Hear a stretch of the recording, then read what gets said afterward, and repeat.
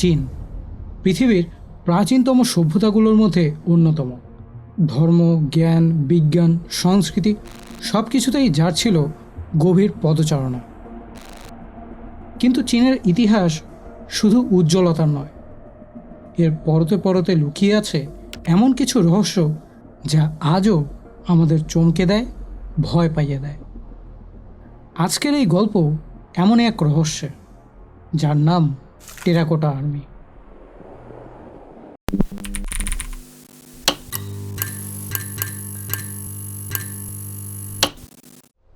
সাল 1974।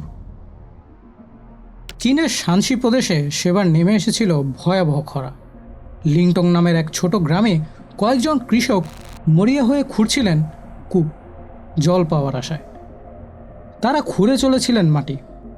হঠাৎ করেই তাদের কোদালের আঘাতে মাটি থেকে বেরিয়ে এলো একটি মাথা, মানুষের মাথা, পোড়া মাটির তৈরি। প্রথমে তারা ভয় পেয়ে গিয়েছিলেন, ভেবেছিলেন এটা হয়তো কোনো খুনের রহস্য। কিন্তু সাহস করে যখন তারা আরও খুঁড়লেন, তখন সামনে এলো এক অবিশ্বাস্য দৃশ্য। একটি নয়, দুটি নয়, একটি পুরো সেনাবাহিনী, পোড়ামাটির তৈরি। হাজার হাজার সৈন্য।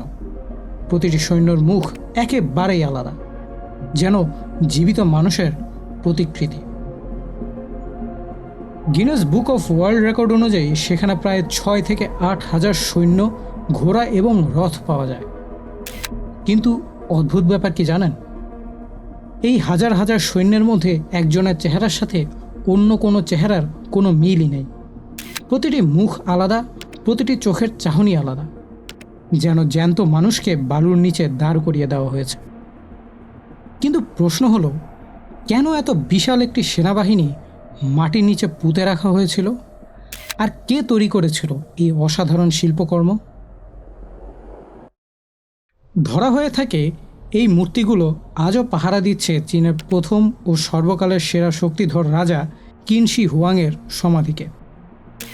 কিন শি হুয়াং চীনের প্রথম সম্রাট, যিনি একত্রিত করেছিলেন বিভক্ত চীনকে। তার ক্ষমতা ছিল অসীম, তার উচ্চাকাঙ্ক্ষা ছিল আরও বেশি। কিন্তু কিন শি হুয়াং একটি জিনিসে বিশ্বাস করতেন, মৃত্যুর পরেও জীবন থাকে। তিনি বিশ্বাস করতেন মৃত্যু মানেই শেষ নয়, বরং এটি একটি নতুন জগতের শুরু, যেখানে তাকেও সম্রাট হয়েই থাকতে হবে এবং সম্রাটের দরকার একটি সেনাবাহিনী। কিন্তু কিন শি হুয়াং শুধু পরকালেই বিশ্বাস করতেন না, তিনি ছিলেন অমরত্বের জন্য পাগল। ইতিহাসবিদরা বলেন তিনি তার জীবনের বড় একটা অংশ ব্যয় করেছিলেন অমরত্বের ঔষধ খুঁজতে। পারদ মিশ্রিত ঔষধ পর্যন্ত খেয়েছিলেন তিনি। কিন্তু শেষ পর্যন্ত তিনি বুঝেছিলেন মৃত্যুকে এড়ানো যায় না। তাই তিনি সিদ্ধান্ত নিলেন, যদি তিনি ইহজগতে অমর হতে না পারেন, তাহলে পরকালে তিনি অবশ্যই সবচেয়ে শক্তিশালী হবেন। এবং এভাবেই শুরু হলো পৃথিবীর সবচেয়ে বিশাল সমাধি নির্মাণের পরিকল্পনা। খ্রিস্টপূর্ব 246 সালে মাত্র 13 বছর বয়সে সিংহাসনে বসেই কিন শি হুয়াং শুরু করে দিয়েছিলেন তার সমাধি তৈরির কাজ। এই নির্মাণে লেগেছিল প্রায় 40 বছর। কাজ করেছিল প্রায় 7 লাখেরও বেশি শ্রমিক। কেউ কেউ বলেন এই মূর্তিগুলো আসলে প্রকৃত সৈন্যদের মডেল করেই তৈরি। এমনকি কিছু কিংবদন্তি বলে এই মূর্তিগুলোর ভেতরে আসলে রয়েছে প্রকৃত মানুষের দেহাবশেষ। যদিও এই তত্ত্বের কোনো প্রমাণ নেই, কিন্তু যেটা প্রমাণিত সেটা হলো এই সমাধি নির্মাণে মারা গিয়েছিলেন হাজার হাজার শ্রমিক। আর যারা এই সমাধির গোপনীয়তা জানতেন, তাদের সবাইকে হত্যা করা হয়েছিল, যাতে এই সমাধির রহস্য চিরকালের জন্য লুকিয়ে থাকে। কিন্তু এখানেই শেষ নয়।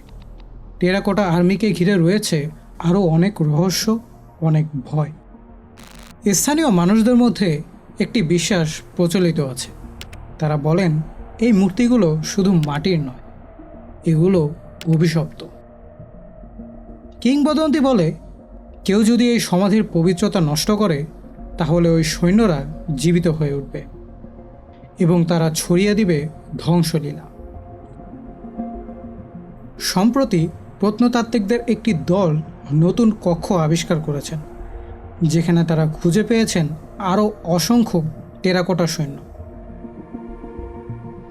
কিনশি হুয়াং নিয়ে হাজারো বই, গল্প কিংবা সিনেমা নির্মিত হয়েছে বহু বছর যাবৎ, যেখানে দ্য মমি সিরিজের তৃতীয় cinema the mummy return tomb of the dragon emperor অন্যতম।